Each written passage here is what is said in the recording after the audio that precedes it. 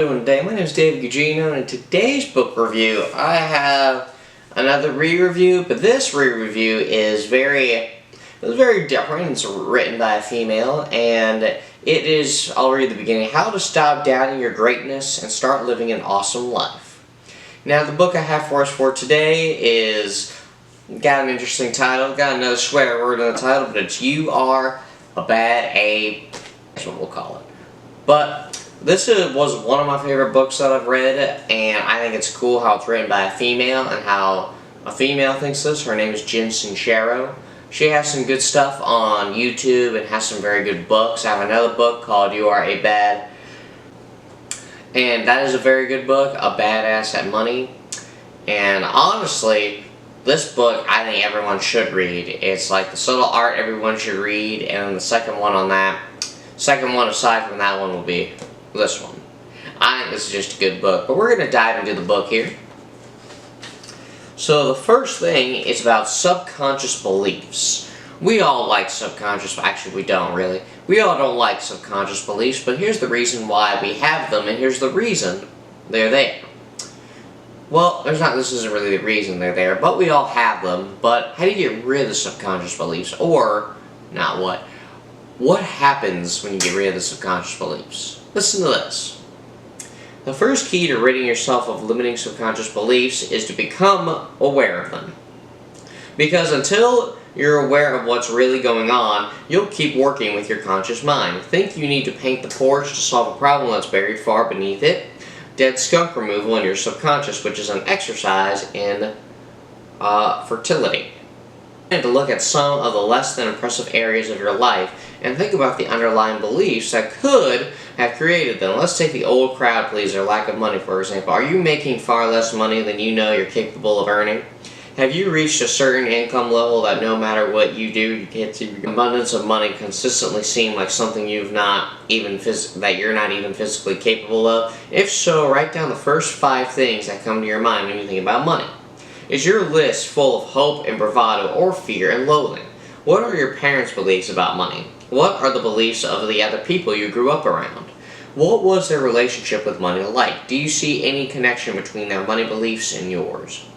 Later on in this book, I'm going to give you tools to go much deeper with your subconscious beliefs and fix whatever's blocking you and living the kind of life you love to live. About that, like, is it a money issue? Is it having an abundance of money? Is it full of hope or a fear and loathing? What your parents' beliefs are about money? Is it all are all of those making your subconscious beliefs? So when it comes to subconscious belief, it is a belief behind your head that you basically believe that you can't do something. So for example, you use an actor. Part of the reason you haven't taken acting classes is you'll use excuses like, well, I can't find one. Well, I don't have enough time. Well, I don't like this and that about it. When in reality, in the back of your head, you're like, well, I don't want to do it. I'm scared to do it. And stuff like that. And also just subconscious beliefs of thinking that you cannot do it because of what other people say about you. So when it comes to those subconscious beliefs, just be aware of them and be honest with yourself, because being honest with yourself is huge.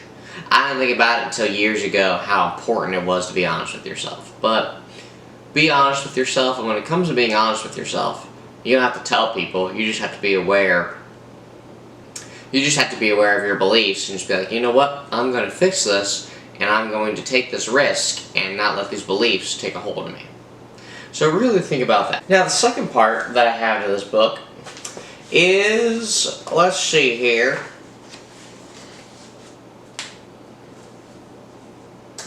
Now this little section is called Love Yourself, and I'm going to read the next part here. It's called What Are You Doing Here? What is your purpose for being on this earth? And that's what I think a lot of people don't think about a lot, is we all have a purpose to be here. Our Lord and Savior gave us a purpose to live on this earth. If you're still living, there is something that He has a plan for you to do with your life. And it really bothers me when I think like that. Like when our birthday comes around, I hear, not really jokes, but I hear people say it all the time, like people I work with or someone, their birthday goes around, yep, another year spent on this earth, or yep, a trip around the sun that I hated, or just something like that.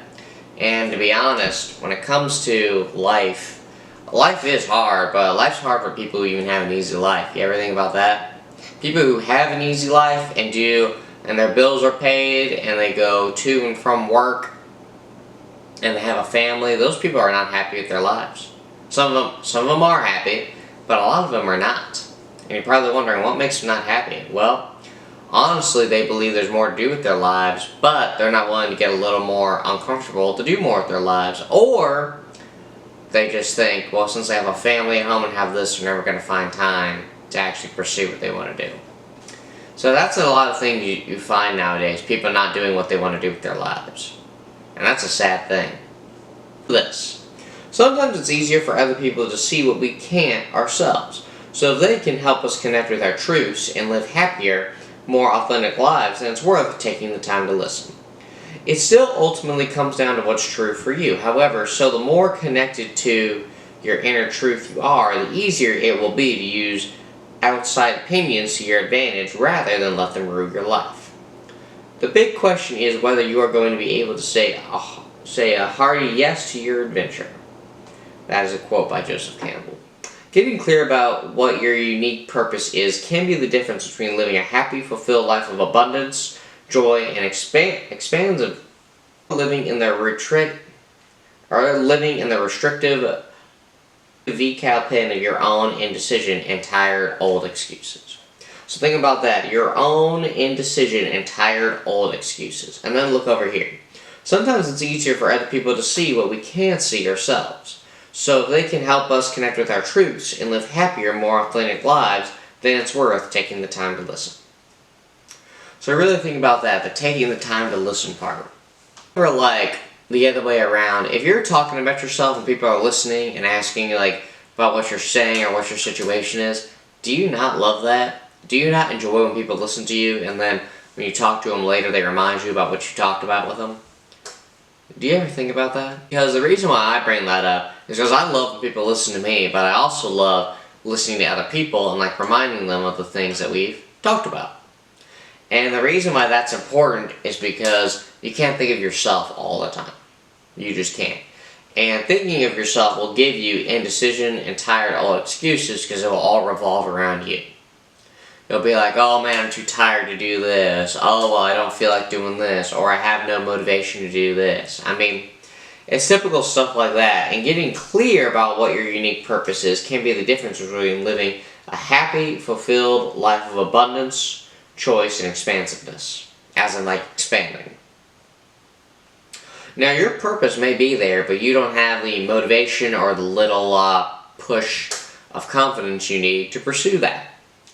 And what do you mean by a push of confidence? Well, honestly, have you ever thought you might just be scared to take risks? You want to be an actor, but you're scared to go to an acting class? You want to own a business, but you're scared to invest money in it? You want to talk to this girl, and you really want to, but you're scared to do it? You ever just think about that? And that's like back to what we talked about before about subconscious beliefs. Well, I can't get this girl. I can't be an actor. I can't start this business. And that is why it's important. It is very important to talk to yourself. Like, it's very important to say nice things to yourself. Like, when you have conversations with yourself, it is very important to say nice things. So think about that. The final section that we have in this book is, let's see here. Alright, I'm sorry. Now, the third and final section we have in this book is something different, but it is rather something different as to why we don't pursue our goals. Not just the subconscious beliefs, not just the not liking ourselves and not believing we can expand our lives, but listen to what she has to say here. Listen to this. Most of the time it's not lack of experience that's holding us back, but rather the lack of determination to do what we need to do to be successful. We put so much energy into coming up with excuses why we can't be, do, or have the things we want, and designing the perfect distractions to keep us from our dreams. Imagine how far we'd get if we just shut up and used all that energy to go for it instead. Here's the good news. We all know way more than we give ourselves credit for knowing. We are drawn to things we're naturally good at, which counts more than having a graduate degree in the subject BTW. There is no better teacher than necessity. Passion trumps fear. In hindsight, I realized that I was more qualified for the job than I thought. I'm a big sister, which means I'm naturally bossy. I love throwing parties, and I can talk to anyone, even 76-year-old Russian men who don't speak English and are freaking out because they can't find their texts. I don't know what that means. But we put so much energy into coming up with excuses as to why we can't be, do, or have the things we want, and designing the perfect distractions to keep us from our dreams. Imagine how far we'd get if we just shut up and used all the energy to go for it instead. Now, when it comes to using all the energy to go for it, sometimes the energy is not there. But a wise man once told me, just do it tired. Just film tired. Go work out tired. And honestly, that's one of the best advices I've heard when it comes to not having energy to do things. Because honestly, I pray in the mornings before I go work, I pray for energy. I pray for the ability to focus and the ability to be energized, so not that I'm falling asleep at work, but so I'm not utterly miserable at work. So, most of the time it's not lack of experience that's holding us back, but rather the lack of determination to do what we need to do to be successful. See, the lack of determination, I mean, some people do not see that. And that's why I read earlier about your friends telling you stuff. If my friend told me, like, hey, David, you're not determined enough to pursue this, or like, hey, David, you're not showing enough determination to pursue this goal of yours, I would be like, wow. But then I'd also be like, you know what, that might be true. And determination isn't just doing the things you have to do. Like with lifting weights, for example. You have to have proper form, you have to eat right, you have to train hard. And if you do all of those simple things, so that's the other thing. The things people tell you to do are simple. The things you need to do to be successful are simple.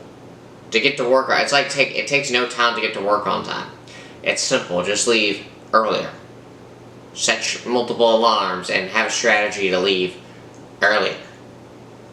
So that's just something to think about, but what we do in life and a lot of like what goes on in our heads is all fantasy. But think of more reality. Think of where you're at in life right now. Think of where God puts you right now. And think of a way to make that better. And better as in, if you own a business, I don't mean like make $1 million in the next month, but what I do mean is work a little bit harder on your business. Show up to your business a little earlier. Have a morning routine instead of throwing your clothes on and just going to your business.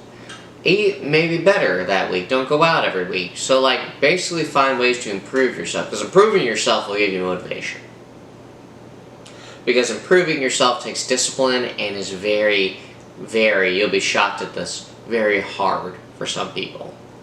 So really think about that. And the takeaway for this book is be determined.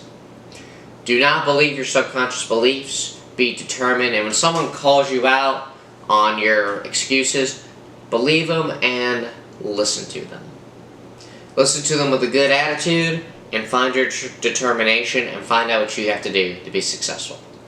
So I want to thank you all for watching this. This was one of my shorter ones, but I just found some basic stuff that really spoke to me that I wanted to share with you guys. But this is You Are a Badass. I want to thank you all for watching. I hope you read this book and you all have a great day.